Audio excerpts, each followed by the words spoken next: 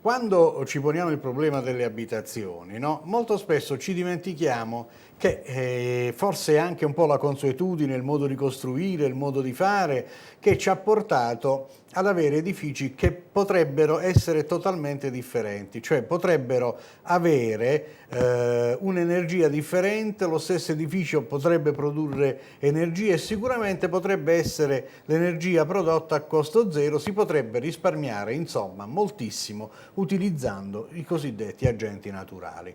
Questo tra l'altro detto nella nostra città dove abbiamo i capolavori, no, di climatizzazione naturale che sono poi le Grotte dei Sassi, no, veramente ci fa pensare che aver lavorato e essersi mossi in questo percorso fino ad arrivare appunto a costruire come se fossimo in una città di 1,5 milioni di abitanti e 40 anni prima, beh insomma forse qualche passo differente e qualche modifica dobbiamo farlo. Se ne occupa in un convegno proprio domani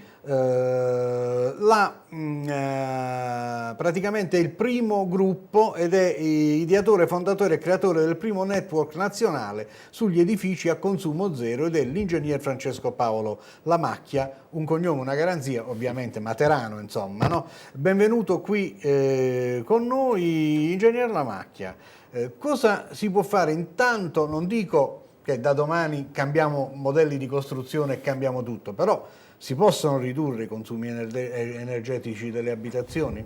Certo, ci sono esempi già conclamati, esempi di realizzazioni di case che ormai da 20 anni sono in piedi, basti andare nel sud della Germania per poter apprezzare che esistono interi quartieri residenziali dove i cittadini vivono comodamente e tranquillamente senza la tirannia di eventuali bollette elettriche, quantomeno, benché queste ci fossero, sono molto ma molto ridotte. L'attenzione all'argomento degli edifici a consumo zero è saltata fuori soprattutto visti gli alti costi energetici degli ultimi tempi, ma oltre questo bisogna ricordare che esiste una normativa europea che è la Energy Performance Building Directive, la cosiddetta EPBD Recast, la quale impone che dal 2018 tutti gli edifici di proprietà di enti pubblici o sedi di enti pubblici di nuova costruzione siano progettati con attenzione particolare al risparmio energetico, quindi siano dei veri e propri zero energy building come dice la normativa e dal 2020 poi anche tutto il nuovo costruito privato, quindi non solo pubblico, deve essere concepito con siffatti criteri. Come si fa? Cerchiamo di capirlo un pochino meglio. Come si fa a costruire con questi criteri? Non è difficilissimo, in quanto ci sono dei particolari costruttivi da correggere che molti sottovalutano e inoltre attenzione va data anche alla collocazione geografica dell'edificio, quindi in base all'irraggiamento solare, in base alla direzione dei venti e dotando quindi l'edificio di un equipment tale da garantire anche una serie di fattori passivi, si riesce a abbassare il consumo e quindi a aumentare non solo il proprio benessere in termini economici, perché le spese non vanno più erogate verso il dispendio di energia, ma aumentare magari un comfort abitativo interno. I materiali quali sono per poter avere questi risultati? Io sono stato presente questo ultimo fine settimana a Madrid, dove si è tenuta la più grande manifestazione internazionale verde. Molti non lo sanno, benché miei colleghi, ma purtroppo le vie di comunicazione non garantiscono una grande pubblicizzazione a questo.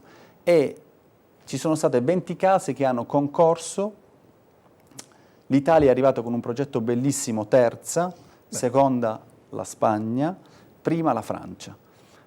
Quindi a testimonianza che in Italia possiamo farlo e abbiamo tutto il know-how necessario per concretizzarlo E se andiamo a vedere quelle 20 case, notiamo che i materiali sono dei più diversi.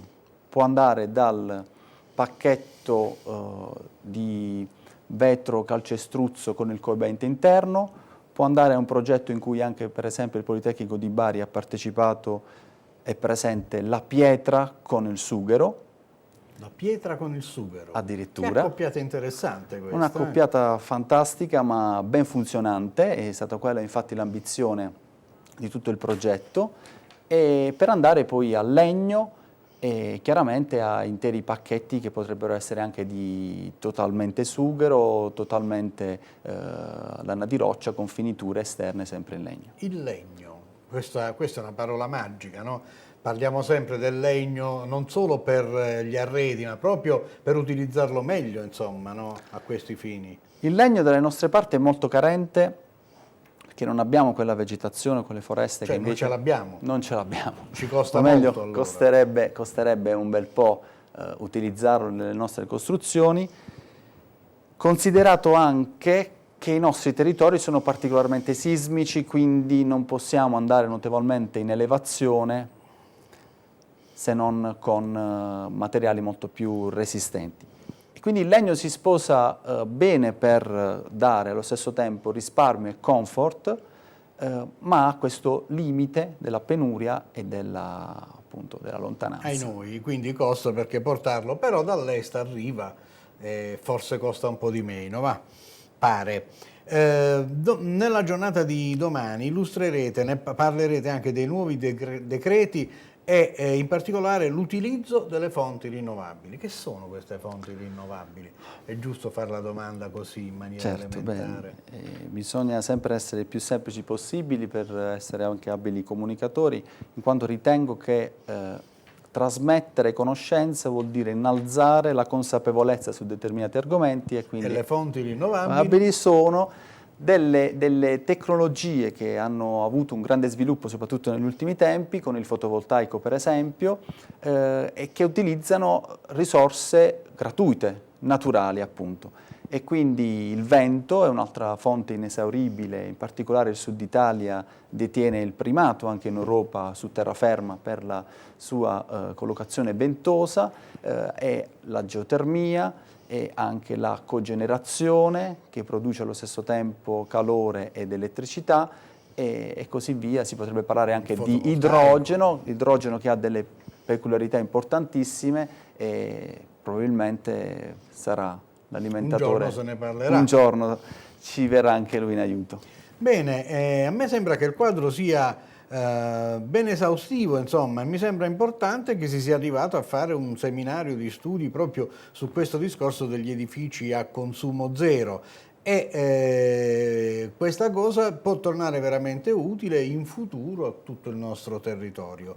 Noi ringraziamo l'ingegner Francesco Paolo Lamacchia, che tra l'altro è il fondatore e creatore del Network Nazionale sugli edifici a consumo zero, e speriamo che da questa prima iniziativa seminariale venga fuori tutto un percorso per poter modificare i sistemi anche di costruzione. E per quel che riguarda noi, come al solito, alla prossima!